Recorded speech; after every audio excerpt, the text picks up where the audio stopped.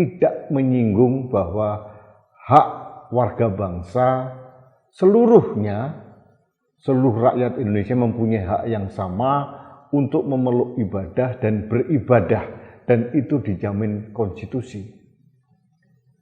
Izin sementara 2 tahun ini perlu kita kritisi. Setelah 2 tahun lagi bagaimana? Apakah saudara-saudara saya yang beragama Kristen, terutama jemaat dari Gereja Kristen Kemah Daud ini, harus pindah lokasi karena diusir oleh warga setempat? Siapa juga yang menjamin di tempat baru gereja itu tidak diusir? Apakah susah sekali beribadah di negeri ini?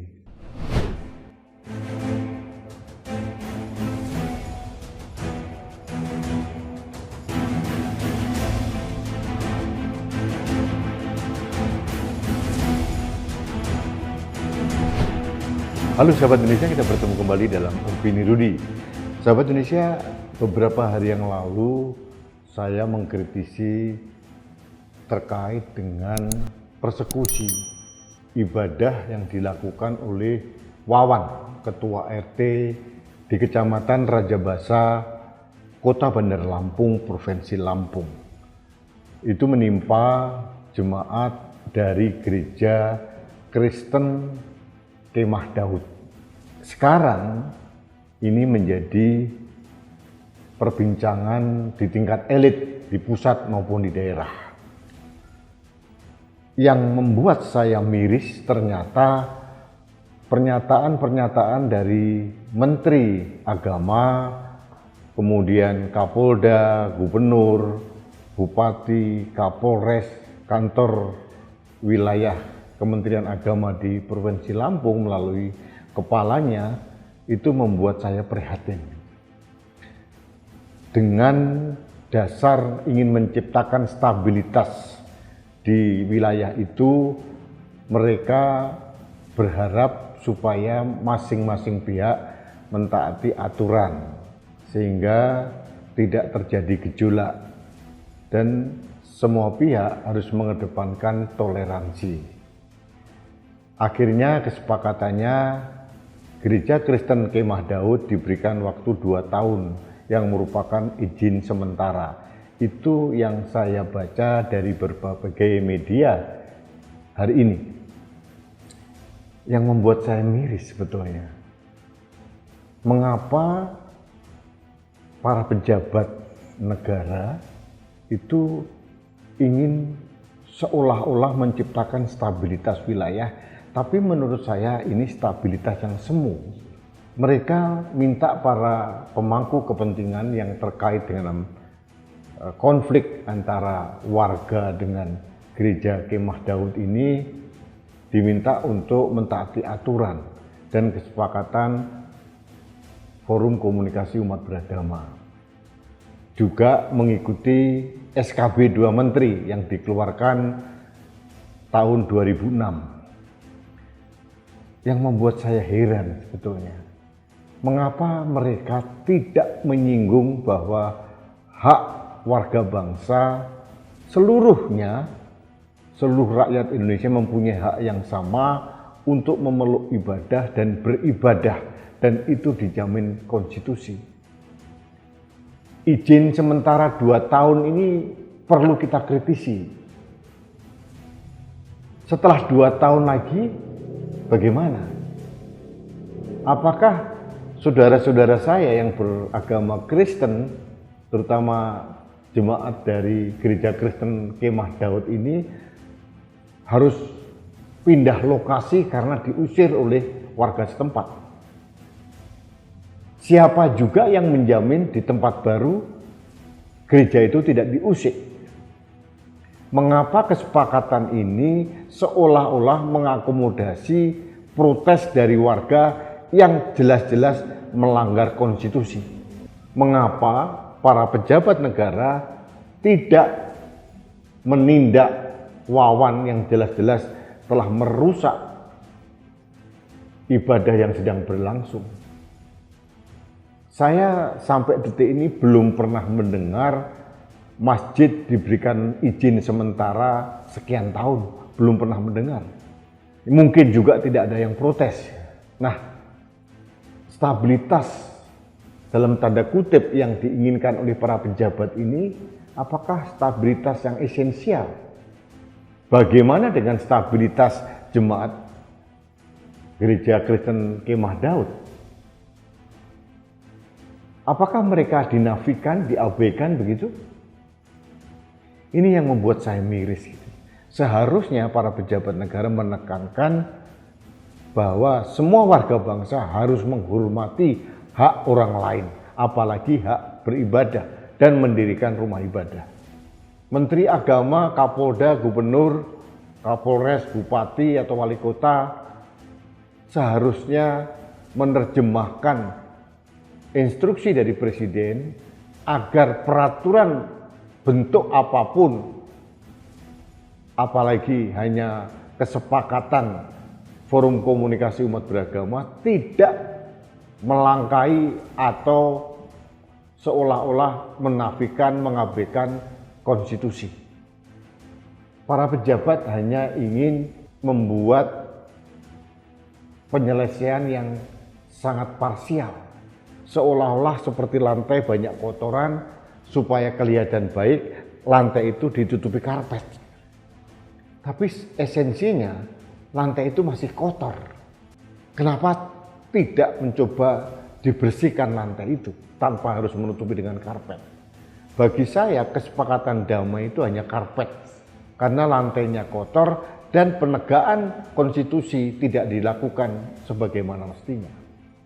Saya agak heran Menteri Agama kita yang saya idolakan, Gus Yakut, seolah-olah lupa bahwa dulu beliau ingin mencabut SKB 2 Menteri. Karena menurut saya inilah biang keladi, biang kerok dari permasalahan-permasalahan yang ada sekarang.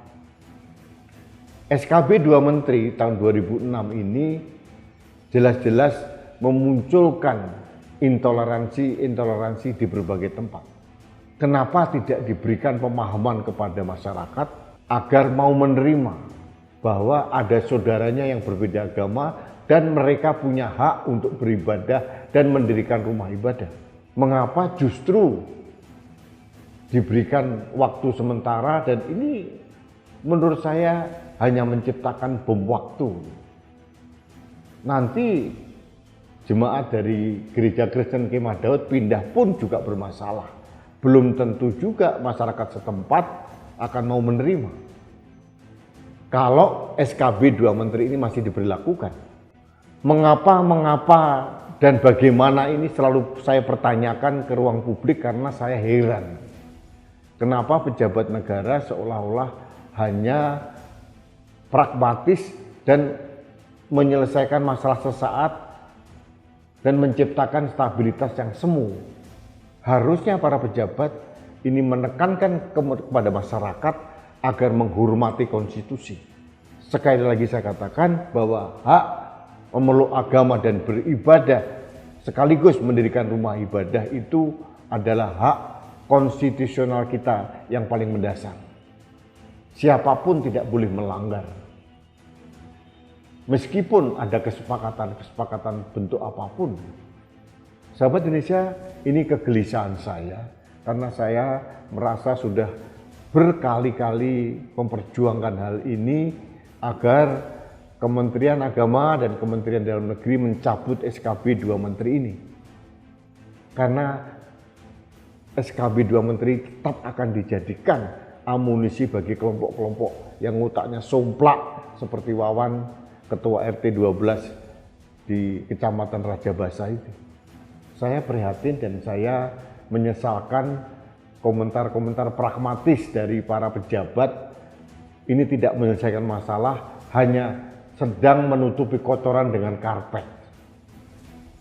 Tidak menyelesaikan masalah mendasar. Masalah mendasarnya apa? Adalah semua warga masyarakat harus taat dan tunduk pada konstitusi. Semua masyarakat harus mengakui hak orang lain termasuk hak beribadah dan mendirikan rumah ibadah. Itu yang harus diselesaikan dan diberikan pemahaman kepada masyarakat. Jangan kita melihat saudara kita sebangsa dan setanah air yang beragama lain seolah-olah musuh. Tuhannya sama. Tuhan orang Islam, orang Kristen, orang Katolik, orang Hindu, orang Buddha sama. Tuhan yang Maha Tunggal. Kenapa dipermasalahkan? Jadi saya protes bahwa penyelesaian konflik gereja Kristen Kemah Daud ini tidak tuntas, hanya artifisial, hanya di permukaan saja. Saya bisa mengerti bagaimana saudara-saudara saya yang beragama Kristen harus memutar otak lagi 2 tahun harus pindah kemana.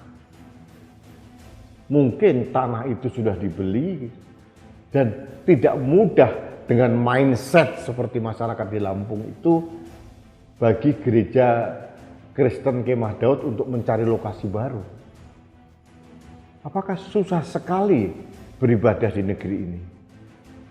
Padahal hak beribadah dijamin oleh undang-undang, dijamin oleh konstitusi.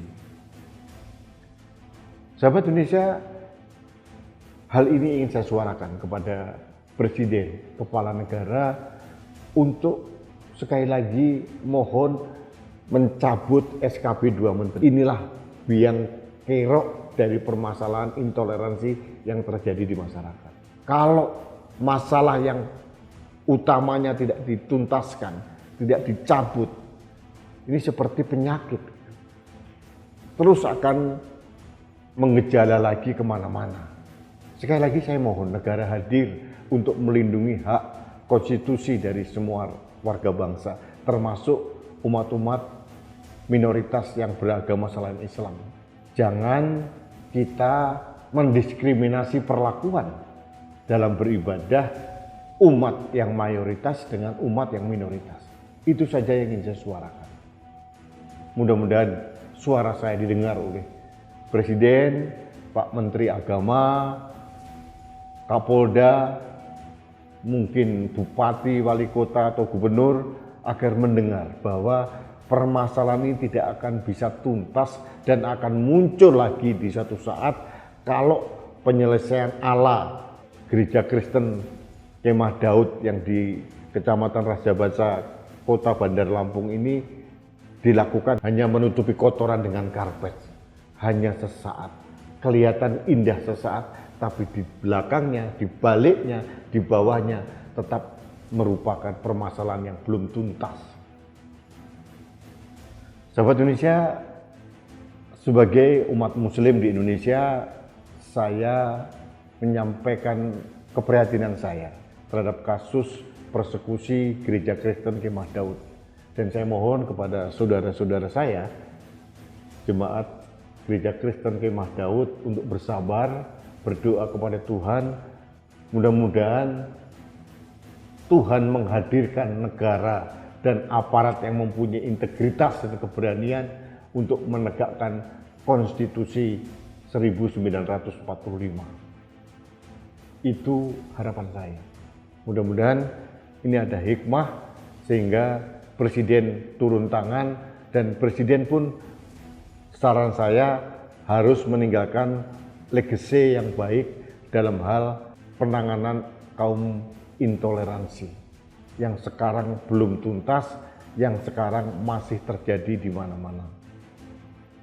Mudah-mudahan persekusi jemaah Kristen, Katolik, Hindu, Buddha, Konghucu tidak terjadi lagi.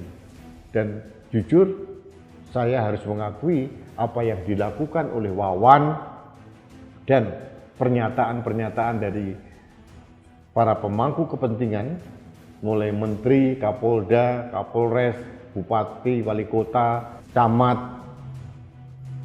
dan Kepala Kantor Wilayah Kementerian Agama di Lampung, itu bukan solusi yang terbaik.